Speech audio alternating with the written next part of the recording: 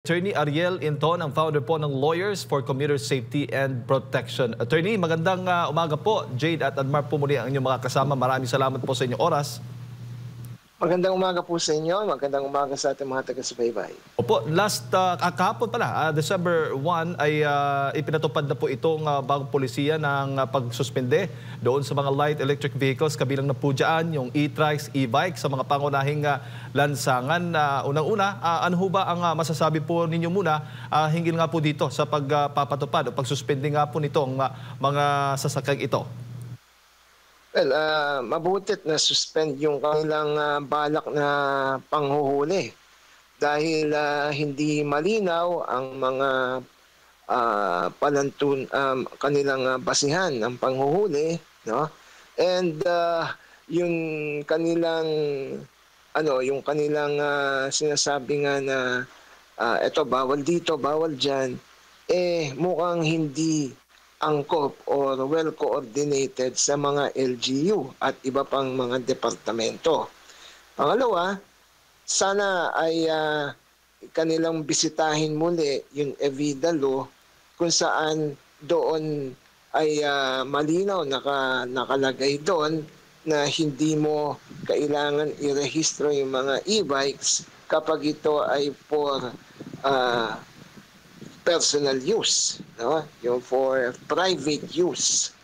At kapag ito naman ay ibinabiyahe, kinakailangan malaman natin kanino sila kukuha ng prangkisa, sa LGU ba o sa national government, which is the LTFRB. Bakit kamo? Kasi yun mga tricycle sa LGU.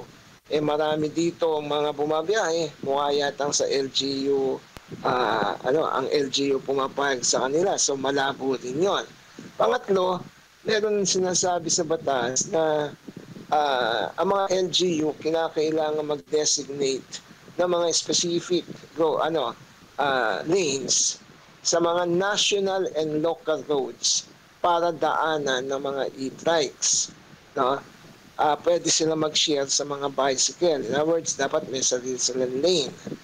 Ngayon, dahil yan hindi pa klaro ang tingin ng inyong lingkod, kapag yan ay inimplement na naman ng hilaw, magkakaroon na naman ng kaguluhan at kalituhan.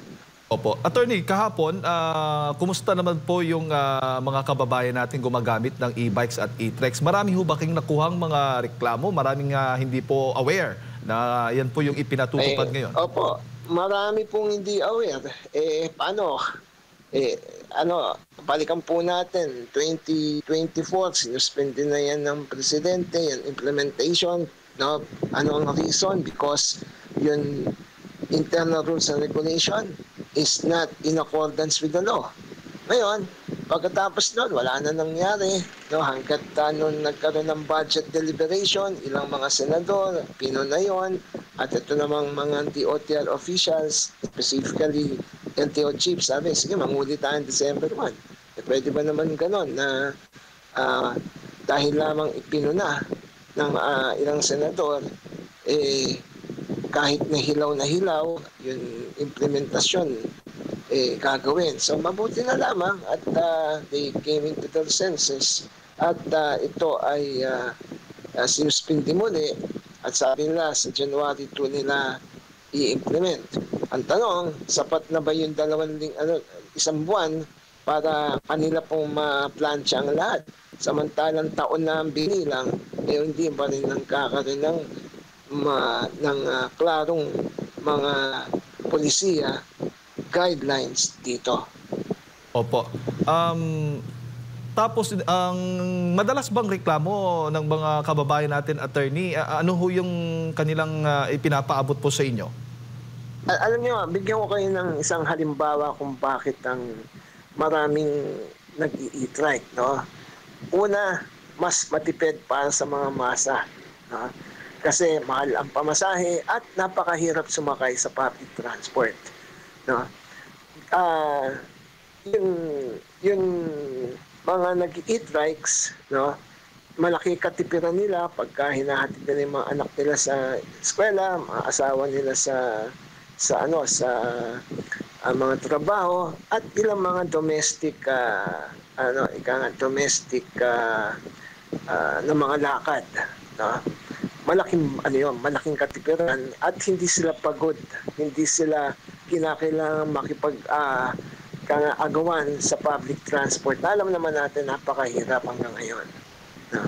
So, yun ay for private use. Ngayon, kapag ito minsan tatawid ng national road, ito halimbawa, yung mga barangay sa Commonwealth area, yung mga taga-Payatas, Batasan, etc., mamimili yan sa Commonwealth Market, which is on the other side of Commonwealth. So, paano sila pupunta doon? Tatawid sila ng mataas na footbridge at mga senior citizen hindi na kaya yun. Kapag namamasahe sila or what, papunta munang Fairview, tapos tawid, sakay naman pabalik. So, it's really very inconvenient para sa kanila. So, meron mga doon na e-trikes na tumatawid lang ng paglabas ng Batasan Road, pag-U-turn papunta sa Commonwealth, and then ganun din pabalik. So, yun yung mga reason kung bakit maraming tumatanggi sa mga e-trikes. So, yan siguro kailangan ay makita rin ng ating mga transport officials na okay, mag-regulate tayo, but we also have to regulate in such a manner na titingnan din natin yung convenience sa ating mga ng mga gumagamit ng mga e-trikes o mga e-vehicles. Opo. Gaano ho ba karami yung mga e-trikes at e-vehicles o mga light electric vehicles na meron po tayo sa Pilipinas? Madami na po. Opo, madami na pong gumagamit yan, no? At parami pa rin ang parami hanggat hindi nagkakaroon ng magandang solusyon sa public transport, lalo pandadami to dahil mas nakakamura sila at conveniente para sa masa. Po, merong mga reports ho ba na baga itong mga e-trikes, mga pag-aaral na itong mga light electric vehicles ang nagiging sanhin din po ng matinding traffic? Ang sabi nila ay nakaka-traffic dahil hindi marunong magmaneho. Allegedly, yung mga nagmamaneho niyan, walang lisensya, at iba naman sabi ay takaw aksidente. Alam nyo, kapag tingnan natin data of accidents, di hamak na mas maraming aksidente doon sa mga four-wheel drive, no? Pero let's face it, tama naman yun na kailangan may lisensya, may pero yun nga po ang dapat nating tingnan na paano natin i-regulate to. We are for regulation, but the regulation must be within the provisions of the EVIDA law. At sa EVIDA law, nakalagay doon, hindi na kailangan i-rehistro pag for personal or private use. The second question is, saan sila pwede at yung nagmamaneho ba ay kailangan na may lisensya? Yun po ang kinakailangan masolusyonan ng ating po mga transport officials. Pero as to the registration of the vehicle, klaro yung batas, yes. No need to register. Opo. Pero bago po nila ipinatupad po itong pag-suspende nga ng mga e-trikes at e-bikes sa mga pangunahing lansangan, meron ho bang mga coordination, ginagawa yung LTO, iba pang mga ahensya sa mga grupong tulad po ninyo para po ma-address ang lahat po ng mga concerns ng ating mga kababayan? Siguro meron po silang mga koordinasyon na hindi lamang po kami nasasali. No? Oo. Pero ngayon, kasi nga, parang ang dating, nagkamali ba? Medyo hindi na-coordinate ang ibang tingin ko po, grupo? Iniintindi ko na lamang po yung hepe ng LTO at ibang mga transport officials na ganyan naitanong ng ilang mga senador, budget deliberation, budget hearing ng kanilang budget. Natural, oo lang sila ng oo doon. No? Budget So, nauunawaan po ng inyong lingkod yung senaryong yun. Opo.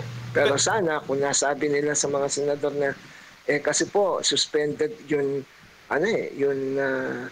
implementasyon ng papanghuli, gano'n, because way back 2024, it was suspended by the President.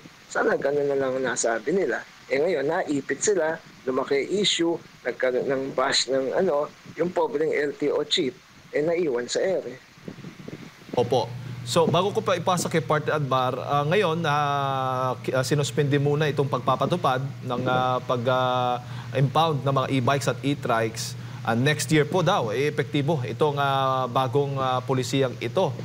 Pero considering nasusolve na ba yung problema, ngayon pa lang nasisimula na yung pag-address doon sa mga concerns tulad po ng sinasabi po ninyo, Attorney.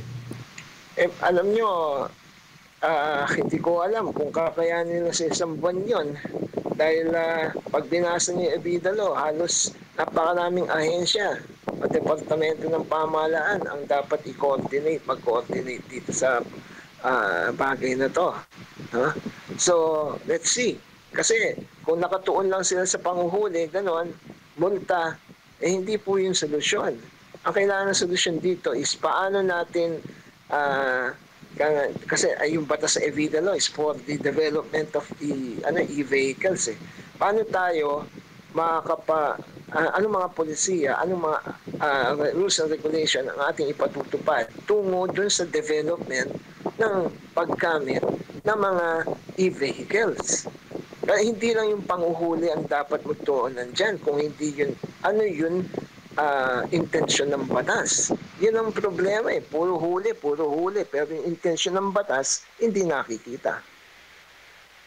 Attorney, magandang umaga po, si Admar po ito. So, magandang umaga po. Marami pang mga provision doon sa evida law po ang hindi fully implemented kahit medyo may katagalan na rin, mga nasa at least 3 taon na itong batas po na ito, Attorney. Opo. Hello? Yes po, marami pa ba doon sa mga provision sa batas? Marami pa po. Yun nga ang dedicated lane para sa kanila. Wala hanggang ngayon, kung meron man, iilan. No? So, LGU has to coordinate with the OTR officials para sa mga segregated lanes, para sa mga e-trikes. Wala pa rin yan.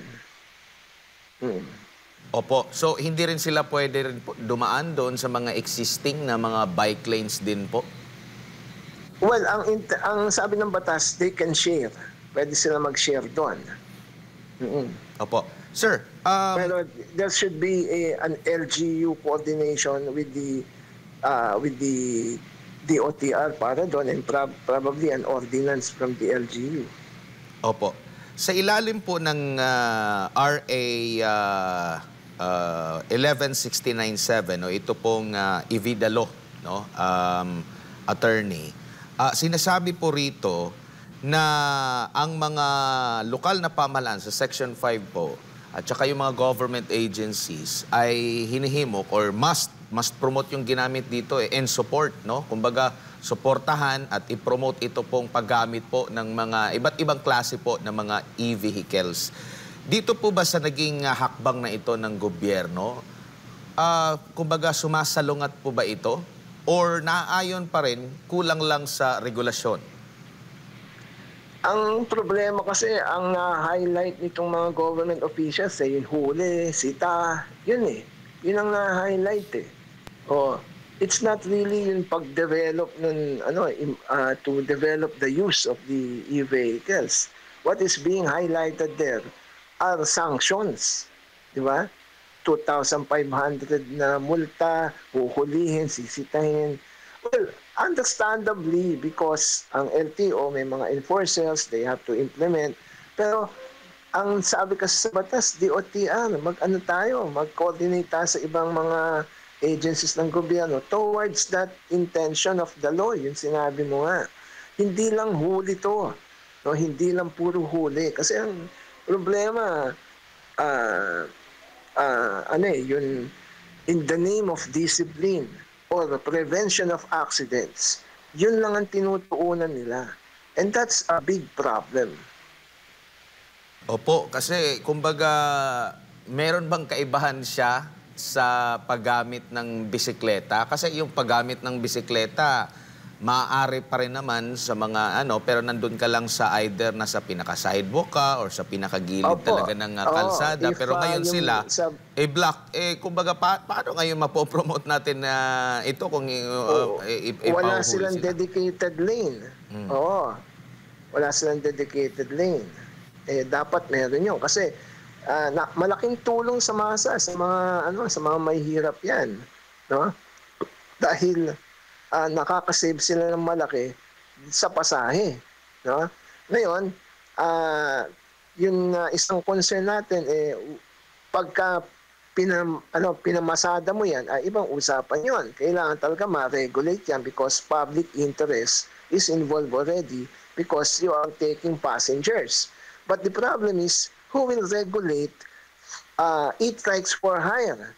LGU or the national government through LTFRB? Yun, kailangan din maging malinaw yun. Pero nakikita nyo po ba, attorney, na nandun na tayo yung hinaharap po natin, yung future po dito po sa Pilipinas ay ang paggamit na po ng mga e-vehicle. Sa ibang bansa po, sa China, maging sa Japan, meron na rin silang hybrid na klase. Nakikita nyo po ba yan kumbaga nakikita nyo po ba na doon na yung tahak natin? Medyo mabagal lang yung ating gobyerno pagdating po dito sa pangangasiwa dito po, attorney. Kasi kung maalala ko po, marami na pong mga devices, marami na po ang mga vehicles na electronic or electric po. No? Kumbaga, dumarami na po sila. Meron na mga nagbebenta. Pero, yun nga, nauunahan po sila pagdating po dito, itong gobyerno natin, nauunahan yung kanilang dapat regulation mo nang nauna bago itong pagdami, pagsikat nito pong mga e-vehicles, attorney. Hindi nga po kasi natutuunan yun ng batas eh. Marami tayong government officials na hindi natututukan yan. Tuloy, na-overtaken sila ng dami ng mga e-trikes users. And then, kapag na-overtaken sila, ang kanilang sagot lagi huli, multa. Ganun. Hindi ubra yung ganon. Oo. Dapat, ang sabi ng batas, kayo, DOTR, you help in promoting the use of electric vehicles. Will you be able to promote the use of electric vehicles kung ang announcement mo lagi ay huli, multa, sita? It will not. You are creating fear among e-bike users. Opo. Kumbaga, maraming ang nababanggit niya dito sa batas, pati doon sa IRR, sa mga dapat gawin, magtatanong, halimbawa, parking lot pa lang, dapat merong mga lugar kung saan pwede charging stations. Tapos, yun din pala, magiging useless yun kasi nga, limitado yung kanilang paggamit din po ng kalsada po, attorney. Ang problema, sige po. Kasi gusto nilang safe ang biyahe nitong mga to. The government has to see to it that ang mga biyahe nila ay safe. Ngayon, kung ang gagawin nila, bawal dito, bawal dyan, kasi hindi kayo safe dyan, hindi yun ang intensyon ng batas.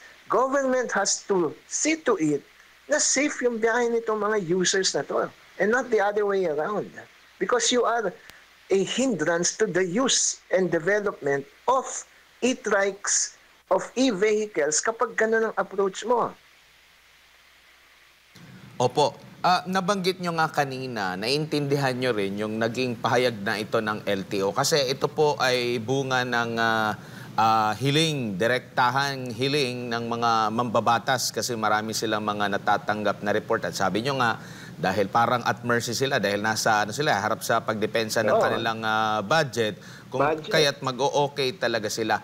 Pag ganito po ang klase po ng desisyon na dahil kumbaga parang meron lang nag-pressure sa kanila. So walang malinaw pa na pag-aaral. Saglit lang, pwede ba nating upuan ito? Ano ba talaga? Ito ba talaga ay prone sila sa disgrasya? Ano naman yung masasabi sa side po ng mga anong kaibahan nito sa mga bisikleta na papayagan natin?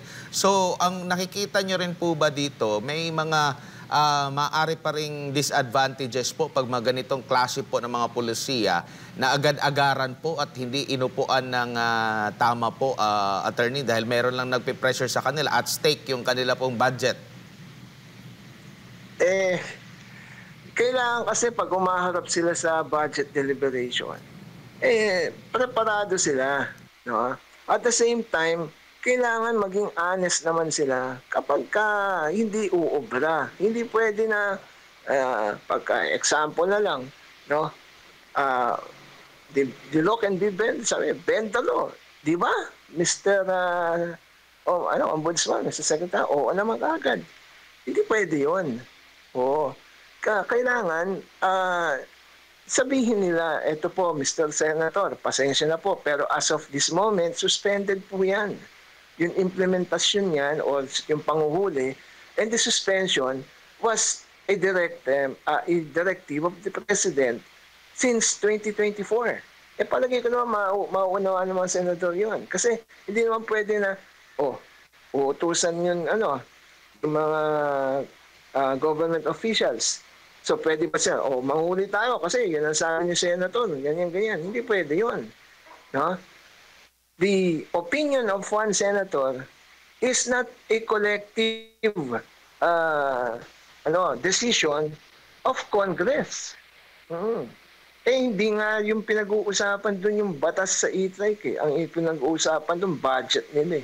So, with all due respect, nauunawa natin yun, pero we should place the interest of the people over these opinions or directive coming from individual senators, no? Kailangan alam naman natin sagutin yun sa isang magalang at may basihang paraan. Opo, at kumbaga sa panig lang yung sa panig lang ng mga users doon sa e-vehicle po ang medyo naiipit. Hindi natin nakikita din yung role po ng mga lokal na pamahalaan kasi malinaw po dito sa provision po dito po sa chapter 2 section 11 ng batas po, no? Nabanggit nyo ito kanina, yung role po ng mga local government units na dapat maglaan sila ng linya para sa mga light electric vehicles sa lahat in all major local and national roads in coordination with the DPWH. Siguro, kumbaga... Tama po yun. Bago tayo manghuhuli, bago tayo maninita, kailangan meron yun. Opo. O di kaya ay Hindi sabay pwede nilang sabihin, sitahin, hindi lang po yung mga user nitong light vehicles. Kasi nagbabanggit din dito na may obligasyon ang mga lokal na pamahalaan. At ang sabi pa dito, provided that such lanes may be integrated with bike lanes. Ang tanong pa nga natin, yung lahat ba ng mga LGU, lahat ng mga local at national roads ba natin, meron bang bike lanes? Yun pa yung mga tanong po dyan. Baka hindi sila makabiyahe, makagamit ng kanilang mga e-vehicles. Totoo po yan. Kaya mabuti na lang, sinuspinde. Pero yun nga, January 2, I think it's a very short period of time. Pero who knows, baka naman na magawa nila. So let's see. Opo, Attorney. Hello? Opo. Siguro, Attorney, huling mensahe, paalala po ninyo sa lahat ng mga kababayan nating nanonood po sa mga oras na ito. Well, sa ating po mga kabayan, at yan nga po ang tungkol sa e-trike, sana po naging malinaw po sa inyo, lalo na yung sa mga gumagamit po ng ating po mga e-trikes, no? E-trikes users. So, yun nga, isa rin po na mas ang batas po na dapat umiral ay over and above the opinion of one or some legislators. No? Kailangan, since sa mga legislators natin gumagawa ng batas, pag may mga hearing naman, alam naman nila sana kung ano ang sitwasyon o paano pinapairal yung batas na pinasa nila. Alright. Attorney, maraming salamat po sa inyong pong oras at sa pagbibigay po ng impormasyon ngayong umaga. Salamat po. Mabuhay po kayo. Thank you very much. Mga kababayan, si Attorney Ariel Inton, ang founder po ng Lawyers for Commuter Safety and Protection ng ating nakasama. Napakinggan po ngayong umaga.